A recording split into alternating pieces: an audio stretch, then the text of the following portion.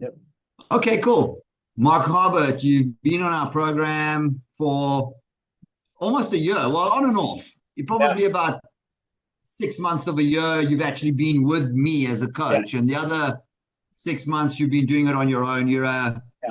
You're one of my favorite clients. You know, you always work so hard at it. You're so diligent. You're very sane about going about this thing. That's why I thought it would be good to do a podcast with you because you'd give a good, honest view of what this program's about. Yeah. So why don't you like take us through, what life was like before you started with Best Body Health Coaching? What were you like physically, mentally, emotionally? What was going on for you there? So, great to be here, Nick. I love you, man. Like we've become good friends through this process too, which I think is so good. But Totally. uh, so for me, like life before, honestly, I'm an entrepreneur, so I very driven to succeed. I do online marketing, and um, the thing with online marketing, as great as it is, you end up sitting here at a desk all the time, working on a computer, and um, I always knew like I need to do something to address my weight. And one day I stepped on the scale, and for lack of a better way to say it, I pretty much shit myself. I couldn't believe how much I had gained. Like, I don't know how else. I mean, I was 310 pounds, and I Wow. knew my weight was up there, and I kind of avoided getting on the scale because I just didn't want to see it. And so, and I tried so many different other things, different, programs, diets, supplements, all that stuff. Like I've tried it all. Like Yeah. you're not talking to anybody who hasn't tried that. And then I was like, okay, I need to figure out something. And then, the good Lord, one day I come on Facebook and my friend Leah, she's on there and she's sharing on Facebook how she's doing this fast and how she's lost all this weight. And I immediately reached out. I'm like, what are you doing? She's like, oh, I connected with these really cool people in South Africa. And I'm like, introduce me right now. Like I need something. And so anyway, that's where we met. But really the truth is like I was taking naps every day. Like I was like my energy was just not there. It's hard to be focused. Um, and when you're really like trying Yeah. to accomplish something, it sucks the energy from you, what energy you do have. And so Yeah. for me, it was, I had to do something. So Did you find that it was affecting your ability to create and do business? no question. Like, no question. Like, it just created almost like a lazy mindset, like, "Oh, I'll do something later," or it's just hard, when you're overweight, you're not really like, I mean, it just affects your brain. The brain's cloudy, sometimes you just don't feel like doing something. Um, dude, I hardly take naps anymore. Like I don't, I mean, occasionally I'm like, oh, I'm gonna lay down for 30 minutes. And while I'm laying, Yeah. I'm gonna scroll through TikTok and so I don't need to sleep. So, but yeah, I so know. And it's funny, I mean, I've been down that road myself. I mean, I never got ultra heavy, but I got myself quite out of shape at one point, and it was very like out of character for me to be like that. And there was a period about 15 years ago where I also looked at myself, and I was like, "What the hell are you doing here?" Like I hadn't been active for months, and I remember sitting at my desk eating a chocolate bar, thinking like, this has got to end, and it was literally the last bit of sugar that I ever ate. yeah, So, or that I know of at least. yeah, And yeah, and it does it like, every part of my physical activity, which I had always been my entire life, had just like kind of drifted away, and this unhealthy lifestyle had crept in slowly but surely. Like you say, you sit at a desk. I was doing recruitment at the time. I used to have a recruitment company, and same thing. You sit at your desk, you're working in front of a computer all the time, and eventually you just can't get yourself motivated anymore. And a screen is not good for you either. When you're yeah, sitting in front of a screen, it does something to you. yeah, no question. Yeah. So then, what happened when you realized, okay, hang on 1 second, I've got to turn this around and start reeling it back in. Well, I mean, part of it was too, like all my clothes that used to fit me weren't fitting me anymore. I'm I'm like this close to going to a triple XL shirt. I'm like, this is screwed, man. Like I got like to me it was like this is crazy. Like I can't, like I don't know. I just to me I was like, this is not now I'm wearing an XL and this is actually big on me.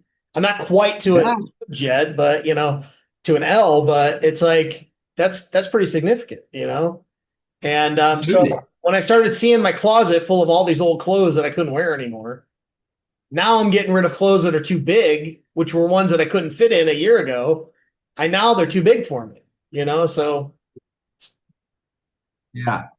And now, I mean, if you look at where you were then and where you are now, I mean, it's 80 pounds lighter at this point. yeah, I yeah, mean, you have been even a little bit further down than that, and kind of crept around that area. yeah, I mean, do you? I mean, and it's also within a short space of time, yeah, so it must be pretty fresh in your memory, yeah. like where you came from and where you are now. It's not like it happened over a few years, and you can't really like differentiate. Yeah, and I mean, I think now that I've lost so much, I'm just very motivated to stay where I'm at. Or not Yeah. necessarily, I still want to lose. I've still got more to lose. But I don't want to I don't my goal obviously I'm not going back. Like I've worked hard over the last, year and a half, whatever, to get rid of this stuff. And so for me that there's a huge motivation to stick with it. And I think too, and this is something too, I'm about to turn 52 this month. There's a big like misconception that I even bought into as well. Well, I'm just getting old, I guess that's part of it, and Yeah.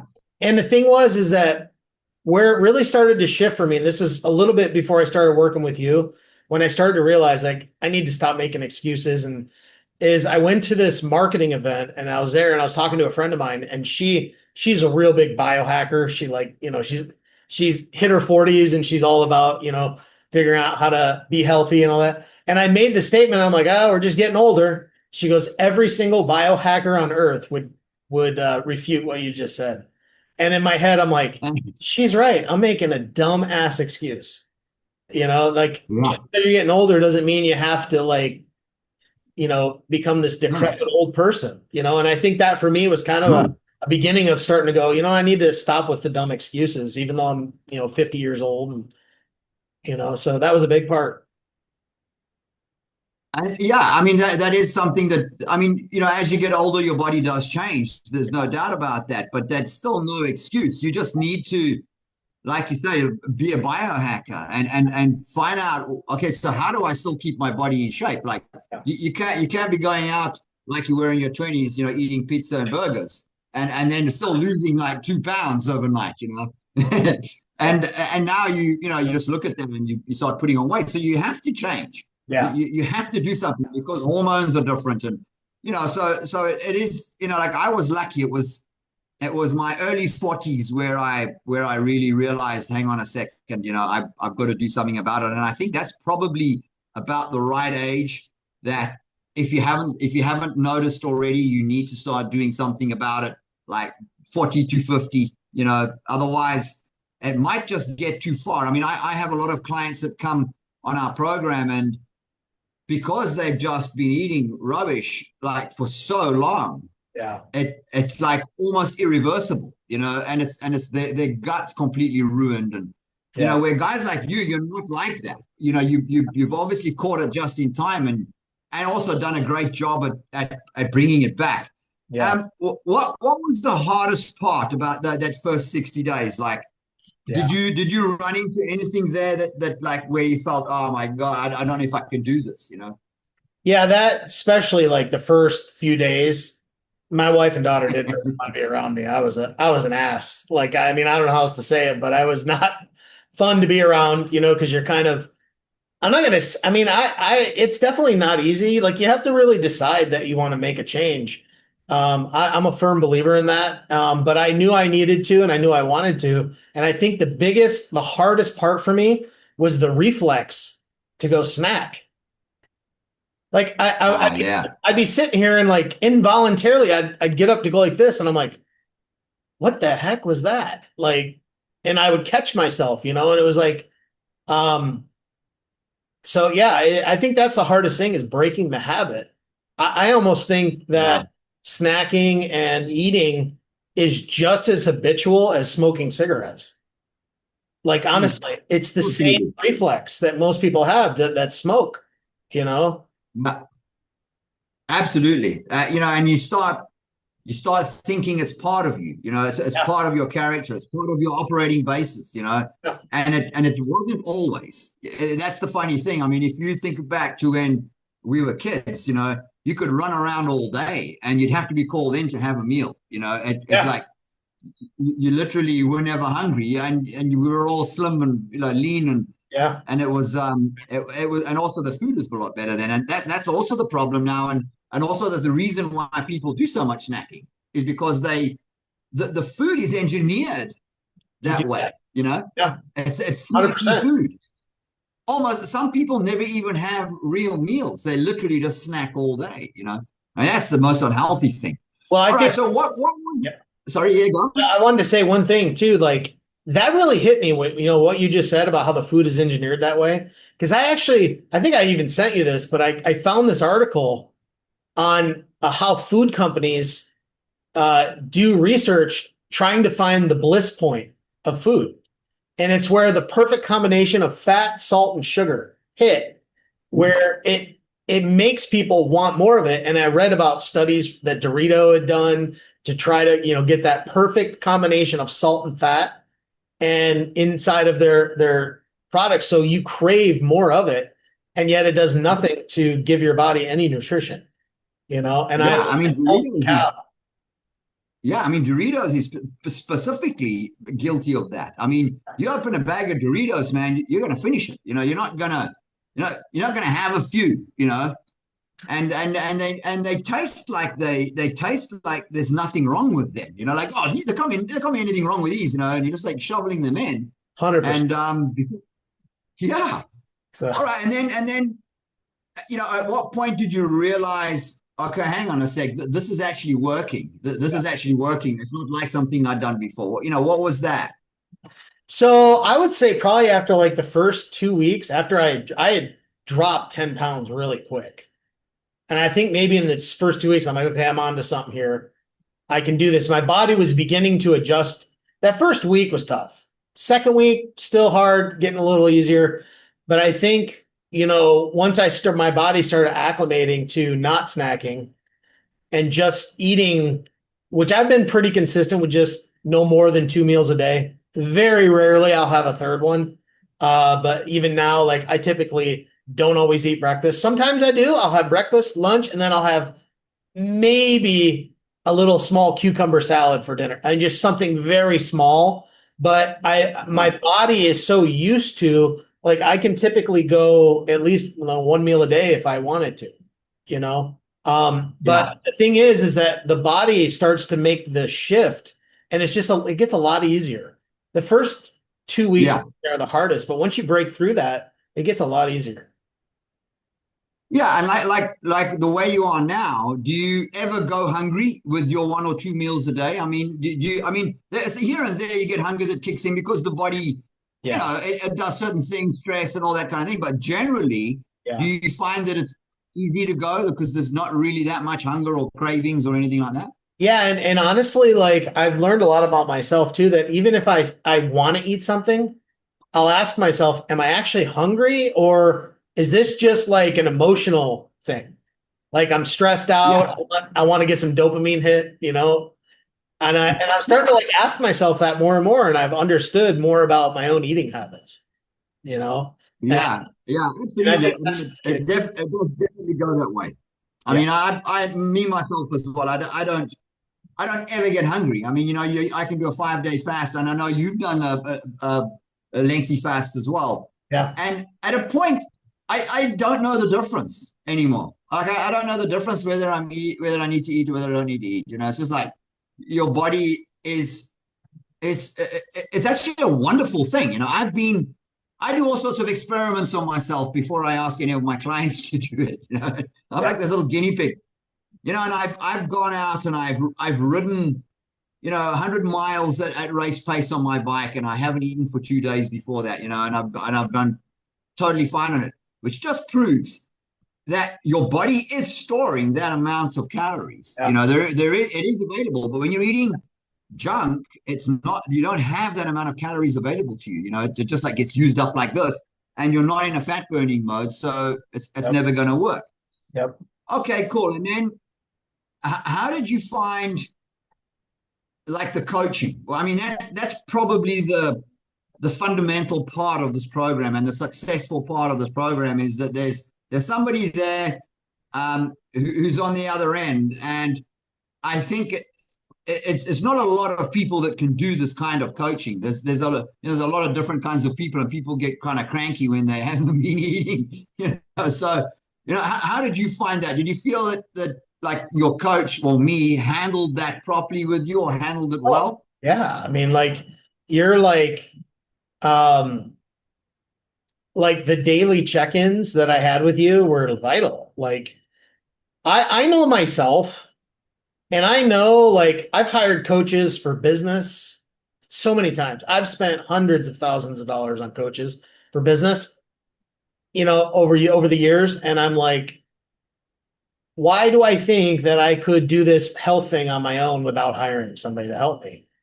And so for me, it was like just it totally made sense to do that. But I found the accountability was the crucial part. It helped me in business. I remember the first time I hired a coach for my business. And I remember like it was a stretch for me to hire somebody, but I didn't use that. And this is why I think, my mindset helps me when I really put something into it. It was stretching me. It was quite honestly, it was more than I could afford at the time, but I was like, I used it as fuel to like create and really like push myself harder to get where I wanted to go. And that's my biggest thing is like, you're never going to um, regret having a coach with something. And I think with health, it's vital, man. Like, it's so easy to go like, have a piece of cake or something and nobody's watching. And I told you like 2 weeks ago, I had a piece of chocolate cake. I felt like complete and utter crap after I ate it. And I'm like, I got to tell Nick. I have to tell him, so he knows. And I did. It was great going down. Regretted it about 15 minutes later, and my whole body felt this almost nauseousness. I've never felt that before. I used to eat sugar all the time, and I never felt like that. It's because my body was just so acclimated. Now it's not. You know. Yeah, absolutely. Your body doesn't process that kind of thing anymore. It's completely changed. And Yeah. and I think what also people don't realize is, which what I went over with you with as well, was they don't realize what it does to your numbers, your blood count numbers. And when you cheat on a when you're really really healthy and then you cheat, and that has a massive effect on you, as opposed to your body as um kind of evolved into a machine. When you're eating junk, Yeah. you evolve into this machine that kind of just resists all nutrients and anything, so it has a different kind of effect on you, but when you're really in tune, and your cells are all sensitive, and then you put that stuff into your body, your cells freak out. It's just like everything just goes haywire. Yeah. All It's right. And then so how's your BMXing doing now, and your exercise? I mean, have you been more active in that area in general?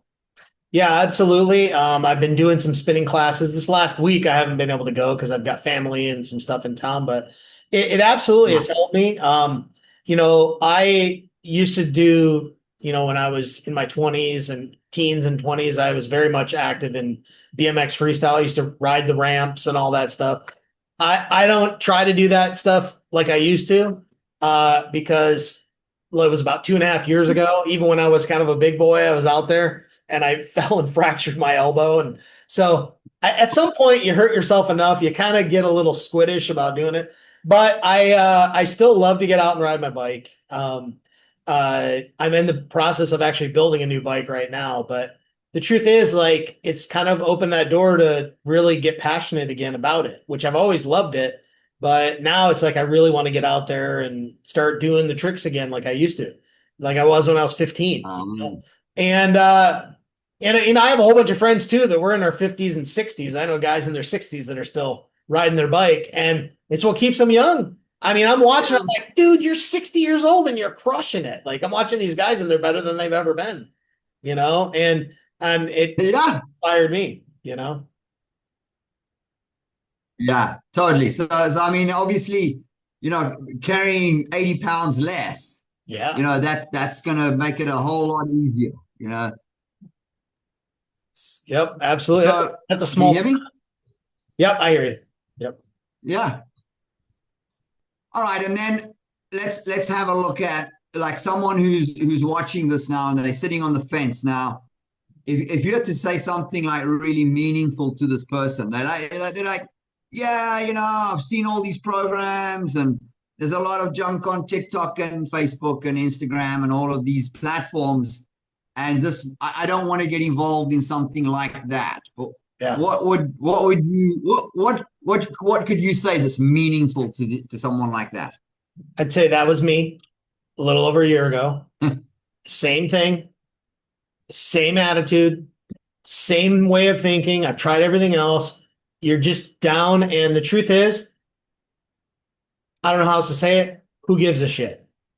Do it. Like, I mean, if I can give anybody tough love on Nick's behalf, I, I'm telling you, these guys, they know what they're doing. Nick has changed my life. That's why he's become such a great friend, because not only has had a great impact on me, but you have to decide, like, are you going to continue to make excuses? I don't know how else to say it, because I made every excuse in the book until I finally said enough's enough. I stepped on the scale. Do you want to not just survive, but do you want to thrive? And I don't want to just survive. I watched my dad, his health decline over the last 10 years of his life. Just, every year got worse and worse and worse. All kinds of things where ended up having all kinds of, heart artery issues and all kinds of things. And my brother and I have had deep talks that we don't want to go down that road. My brother's, he's pretty thin and he's, really gotten himself healthy too. And he's in his late 40s. But my message to you, if you're even thinking about doing this, like, why do you even have to think? Like, just do it. I understand that, we've tried all those other things. I get it. And it's kind of gets to a point where it's like, do I want to try it again? I think that's the mark of somebody who is made for greatness, is you fail over and over and over and over, but you just keep getting up. And to me, like, Yeah, what other choice do you have? Do you just want to rot in the chair, or do you want to yeah. thrive? And I mean that with all the love in my heart. I'm just passionate that, this has helped me in so many ways. I can't even begin to say it. I mean, it's just, there's not enough words to describe how grateful I am that I did this program. Oh man, that's I so was good. jaded too, man. I was jaded too, so I get it. Yeah, absolutely. And I think also one of the differences here is that I was thinking about this the other day, in fact, about this program versus others. And it's not a calorie counting program. Wow. Like it may sound that way because there's intermittent fasting and this kind of thing, but it actually isn't a calorie counting Yeah. program. A Right. calorie counting program are those programs that give these people those losses. Yeah. You're constantly hungry. You're constantly hungry. You're constantly forcing yourself not to eat. And it's something that you could probably keep up maybe a month and a half, and then you're like, man, I can't do this anymore. I'm going down to Burger King, and I think that's where this changes. Is there's actually a lot of food on this program. When you start off, you eat, and then it gradually gets less as your body Yeah. starts to adapt to this. Yeah. But it's like you really just have to change what you're eating. It's not about eating less. In fact, I've had some people that have come on our program and said, I can't eat this much food. Yeah. It's Yeah. like too much. So yeah, I mean that's the that's I think is what is what people need to realize about a program like this is that you're not going to go hungry, and they were, yeah, here and there you got to push it, and you got to like kind of, okay, so I'm going to go hungry for a morning and skip breakfast and try this intermittent fasting thing. Yeah. But that actually kicks in very quickly, and you feel so much better when you get into intermittent fasting. It's like I love fasting. And what, maybe a month and a half ago, I did a 7-day water only fast. Yeah. Never in a million years would have ever thought I could do it. I got to day 7 and mentally I wanted some food. I was like ready to have some food. But I know I could have gone longer because my body had adapted. But dude, I have never felt like $1,000,000 like I did at the end of that 7-day water. I felt like a sexy beast. My body felt great. And I think, and even my wife was like, "Oh, I don't even know how you could do that." And I would tell people like, "I could never do that." I'm like, I thought the same thing. But the thing is as you begin to do this program that Nick and his wife and what they do, your body changes and you start to realize that you have more control over what you do and your behaviors than you think. But yeah, it also is, I think, all the education too of learning like what goes on in the stomach, the microbiome and all the stuff in the stomach. That's where a lot of the cravings are coming from. And once that begins to change, those cravings go away, Absolutely. That's what I also wanted to what I wanted to ask you was, so you got a lot of the education on the program. I mean, I send you little videos or these advice letters and give you little pearls of wisdom in a WhatsApp message or whatever.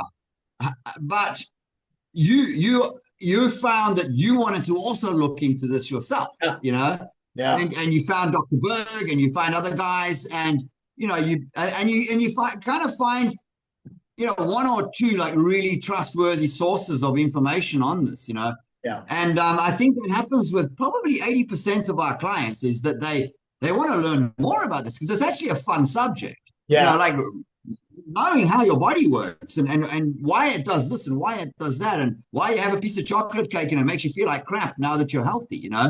It's like all of these things. It's like it's an interesting subject, and it should be. You should be as interested in this as you are about your muscle car, or whatever it is that you're into. It's like you want to know everything about making your muscle car go faster, or have more power, or twist a gearbox or whatever it is.